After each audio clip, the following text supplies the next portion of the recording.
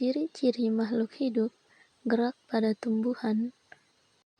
Ciri-ciri makhluk hidup ada 7, yaitu bernafas, bergerak, membutuhkan makanan atau nutrisi, tumbuh dan berkembang biak, menerima dan menanggapi rangsangan, mengeluarkan zat-zat sisa. Salah satu dari ciri makhluk hidup yaitu bergerak. Tumbuhan melakukan gerak sebagai tanggapan terhadap rangsangan yang diterima. Mari kita coba untuk melakukan sentuhan kepada tanaman putri malu. Bisa kalian perhatikan dan lihat. Jika tumbuhannya disentuh, maka dia akan kuncup. Sekarang kita coba sentuh bagian tumbuhan di sampingnya. Tuh, daunnya itu terjadi kuncup ya. Dan itu merupakan ciri dari makhluk hidup, yaitu bergerak. Gerakan pasif pada tanaman dapat terjadi setelah mereka mendapatkan rangsangan atau stimulus. Rangsangan tersebut berasal dari dalam lingkungan maupun dari luar lingkungan, seperti air, cahaya, serta gravitasi bumi, bahkan kimia dan lain sebagainya. Tumbuhan putri malu jika disentuh secara perlahan, maka akan bergerak secara lambat. Jika disentuh sangat cepat, maka penutupan dari daun-daun ini akan mempercepat gerakannya. Kegiatan praktikum modul 1 KP3 Pertumbuhan, Perkembangan, dan Perkembangbiakan Makhluk Hidup. Di sini saya akan melakukan praktikum untuk mencangkok. Di sini saya sudah menyiapkan alat untuk mencangkok, yaitu plastik, gunting, tali rapia, dan juga tanah untuk peralatan mencangkok.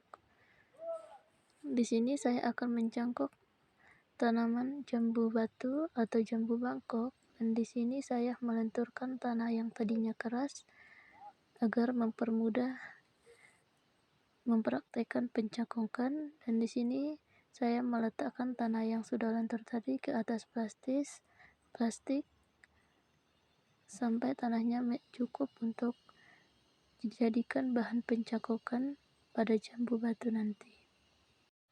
Selanjutnya saya di sini melakukan praktik menggores bagian yang akan saya cangkok. Dan bagian yang sudah saya cangkok tadi, kita tunggu sampai mengering. Kemudian di sini saya meletakkan tanah yang sudah saya siapkan tadi untuk mencangkok sampai tanahnya cukup nanti untuk mencangkok jambu batu. Kemudian saya di sini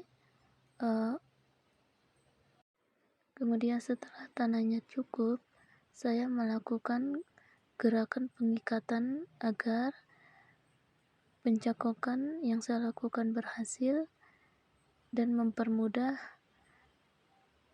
tumbuhan yang saya cangkok akan bertumbuh dengan maksimal.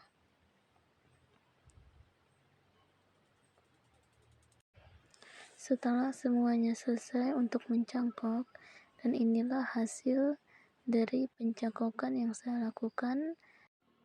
Di sini juga ada tumbuhan pisang, di mana pisang itu berkembang biak secara bertunas. Dari tunasan yang dihasilkan bisa menghasilkan tunas-tunas yang lainnya. Dan tumbuhan pisang ini dia berkembang biak secara bertunas, dan tumbuhan-tumbuhan di sekelilingnya juga tumbuh dan berkembang biak. Dan di sini juga bisa terdengar suara hewan-hewan atau burung-burung, dan mereka hidup dan berkembang biak. Modul 2 KP1 dan KP2 Ekosistem dan Pencemaran Lingkungan. Ini adalah contoh dari ekosistem yaitu ekosistem darat. Ekosistem darat yang lingkungannya yaitu berupa daratan. Susunan dari ekosistem darat bisa dipengaruhi oleh tanaman, curah hujan, kelembapan, dan sinar matahari. Di sini, sekelompok organisme hidup saling berinteraksi, baik itu hewan maupun tumbuhan, seperti yang kita lihat di video. Ada semut, ada kupu-kupu, ada belalang. Lingkungan kotor dan polusi sampah bisa membawa dampak buruk, baik itu terhadap manusia maupun terhadap lingkungan. Dampak lingkungan kotor dan polusi sampah terhadap lingkungan sendiri meliputi terdapat banyak hal, salah satunya yaitu pencemaran air.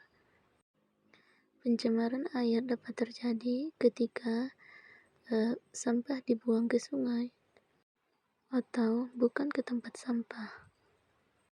Pembuangan limbah dan sampah dapat menghambat proses air tanah, dan tentu ini merupakan kabar buruk, mengingat air tanah begitu sangat penting bagi manusia.